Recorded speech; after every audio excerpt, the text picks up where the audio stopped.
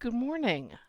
It's Monday morning, and I hope your day is as bright and as sunny as it is here in Durham, because it's pretty bright and sunny here for a Monday. So, last Friday, a couple days ago, I talked about, high level, the three phases of setting up a private practice and how each phase naturally flows into the next, kind of like a good massage. And that if you follow the natural flow, if you just go with the organic flow of it, you make things easier for yourself. You don't get stuck on as many questions, you don't angst about marketing the same way. It just you give yourself a gift, you make life easier. So, today, let's take a look at phase 1, what I refer to as laying your groundwork. If you're going to build a house, which is what your practice is, your private practice, you got to set your foundation first. Your foundation, in your foundation building, you ask yourself four questions. Four questions. And you spend the time kind of digging into what those answers look like for you. Not for a generic massage therapist, not for a generic business, for you. And here's those four questions. Question number 1. You. Why are you doing this? What is it you want to accomplish with this? What's your motivation? What's your guiding principles? You end up creating something that is effectively a mission statement, or more inspirationally, your North Star, that thing you are following. You get to define your North Star. You get to draw it. You get to say, here's what it looks like, here's what it includes. And you got to do this. You got to know who you are, because all of it is built on you and what you want and what drives you and what inspires you and what lights you up, what makes you happy about doing massage. That's question 1. It's not as hard as you think it is.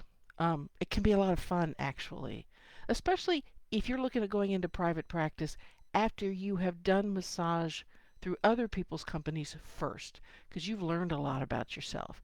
If you're just starting out, like you've just graduated, you're doing a little more guesswork, but you're also closer to that original inspiration that led you into massage school. So that's question 1.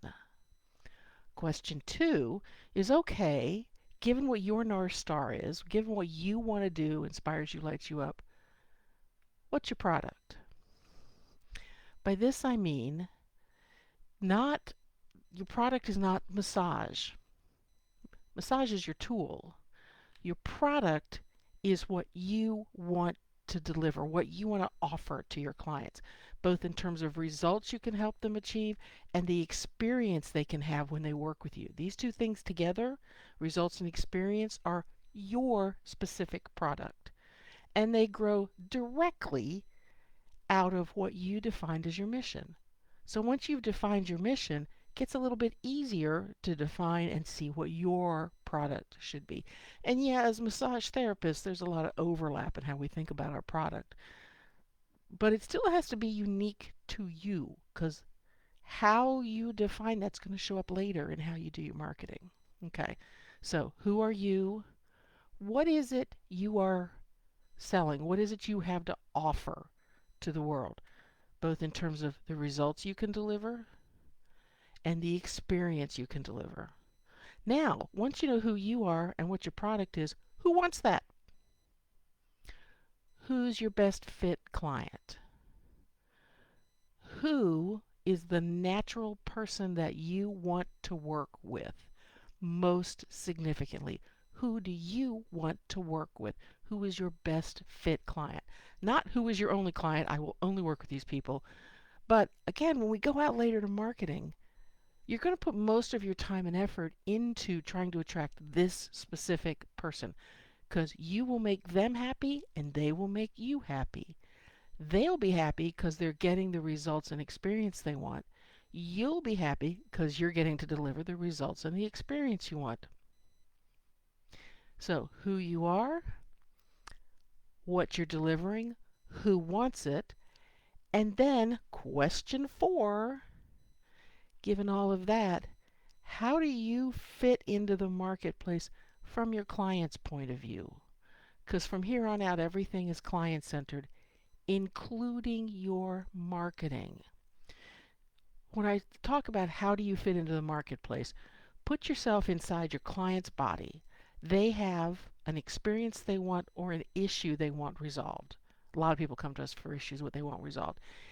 It behooves you to say, if I'm that client, what are all the ways I might look at solving this problem or having this experience in addition to massage?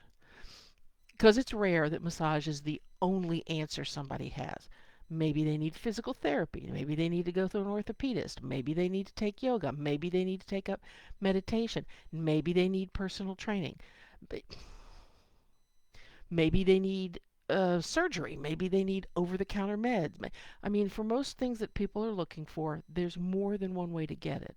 So understand, have a good idea of how you might fit in to the palette of solutions they are looking at. You do this for 2 reasons. One, when we get out to marketing, you look at how to differentiate yourself and how to talk about the advantages of what you can offer, but you are also starting to identify a referral network and a cross-promotion network. If somebody has TMJ, they could get acupuncture for it. They could go see a dentist for it. They could go see an orthodontist for it. They could get a massage for it. They could get physical therapy for it. But if you, for example, want to do TMJ work, you want to be making connections with all of these people. Because sometimes you'll need to send your client to one of them. Maybe in addition to massage or even in place of massage. And you want them to know about you so that when appropriate, they can send people to you. So when you identify how you fit into the marketplace, how you fit into their palette of solutions from the client's point of view, you know how to set yourself up in your marketing, which is phase 3, not phase 2 or phase 1, it's phase 3. You know how to set yourself up to differentiate yourself, but you also know who you can make good professional connections with for cross referrals as appropriate. These are gifts. So these 4 questions each give you gifts. They each go, okay, if you do this effort, here's what you're going to get out of it, and here's what it's going to do for you. And you feed that into the next one, and it gives you a gift. And here's what you get out of that. And here's how it helps you in the next one. And you work that one out, and it gives you a gift. And you have the benefits of that, and you feed it into the next question. And you do that, and it gives you a gift. And you put those 4 gifts together, and they almost tell you the answers to what you do in phase 2, which I'm going to talk about on Friday. Phase 1, laying your foundation. If you take the time to do this, and this is a couple of hours of work, I wouldn't suggest you do this all in one go, but like pick it up for an hour or 2 at a time over the course of several days or several weeks, depending on sort of where you are. But give yourself some time in between each question to let them percolate. But if you do that, if you lay this good foundation, building the house becomes so much easier. And in the end, you do this, and I'm telling you this for 2 reasons. One, to make your life easier. Oh, seriously, to make your life easier. Because building a private practice, if you don't follow this sort of natural flow, is a lot of working in the dark. So, one, I want your life in building your private practice to be easier, and I want it to produce a practice that is satisfying to you, that feeds you, that makes you happy, that takes care of you. Because say it with me now. I should get this on a t-shirt. Your massages take care of other people. Your business takes care of you. And when you are taken care of, you can help other people. But when you're not taken care of, you can't help other people.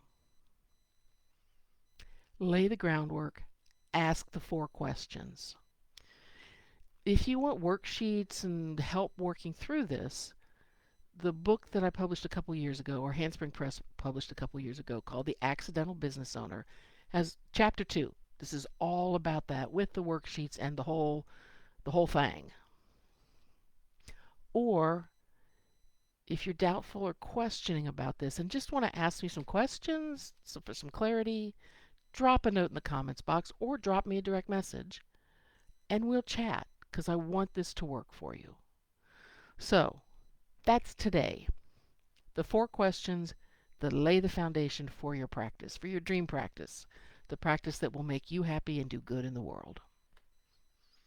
Now, isn't that a nice way to start a Monday? All right, everyone take good care of themselves because without you, there's no business at all.